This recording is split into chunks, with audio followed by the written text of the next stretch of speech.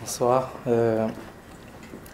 Mon charge à présenter, mission de présenter surtout l'ostéomyélite liée à la fracture ouverte et surtout voir comment on peut peut-être avoir quelques idées vers plutôt modification de consensus sur l'antibioprophylaxie de la fracture ouverte.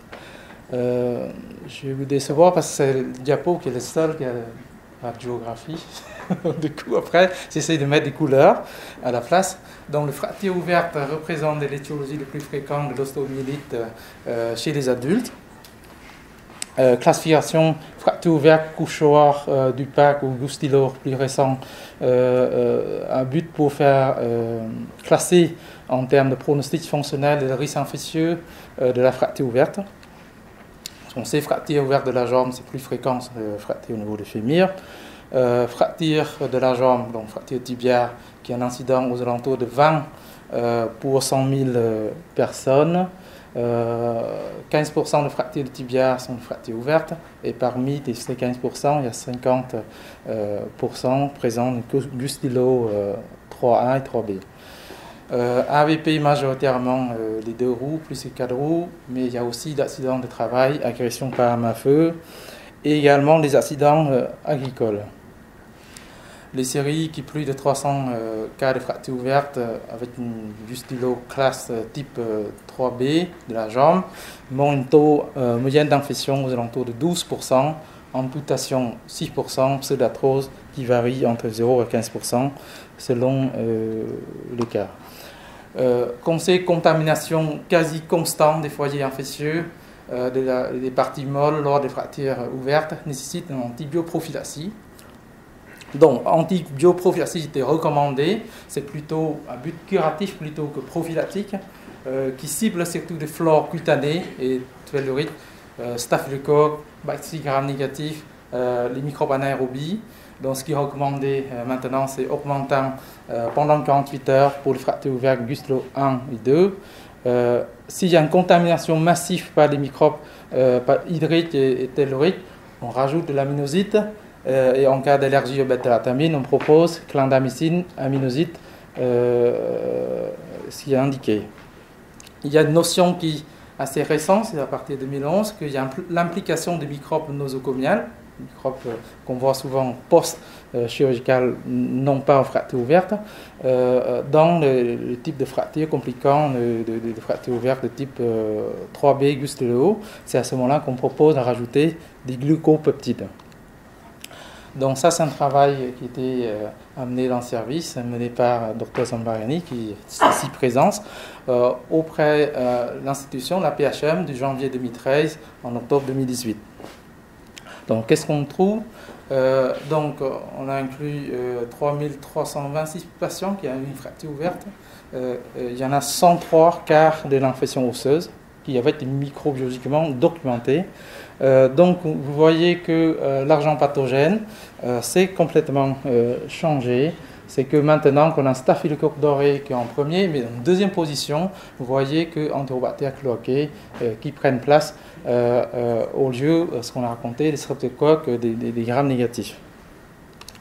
Donc parmi ces 47 patients, comme on voit, patients jeunes, relativement jeunes, 40 ans, facteur de risque, on raconte comme tout le monde, donc arrivé 34% celui qui fume, mais surtout ce qui interpelle, c'est surtout l'accident de la route, 94%, avec Gustilo 3, 45%, ça se passe la moitié au niveau tibia. Après les traitements initiaux de la fracture ouverte, vous voyez que 40% avec fixateur externe, et ces deux-là, ça représente 50, bon, on va dire presque 50% de chaque, fixateur externe et fixation interne.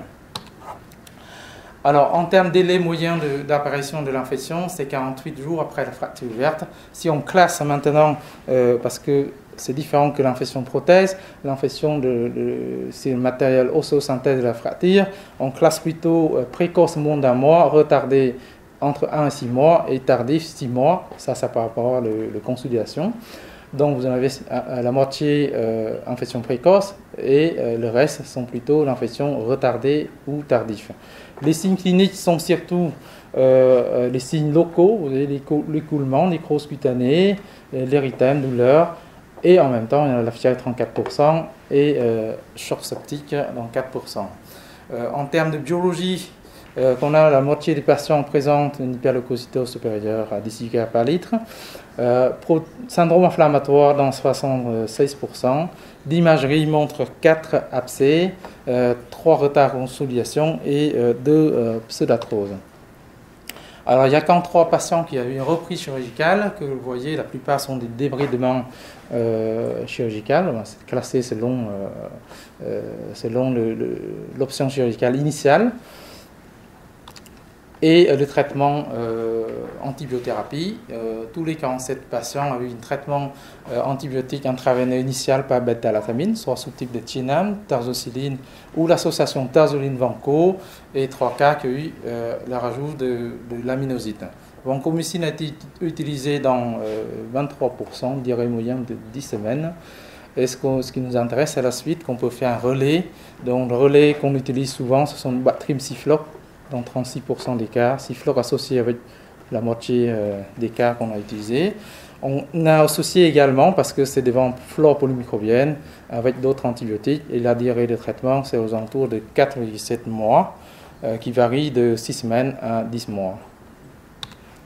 Donc l'issue, ce qu'on a, c'est que c'est par très joyeux, guéri première ligne médico-chirurgicale 25%, et l'évolution finale, vous voyez qu'il y a la moitié des patients qui sont guéris, et le reste, ça passe dans l'amputation de 21%, échec 4, et le reste en cours de traitement.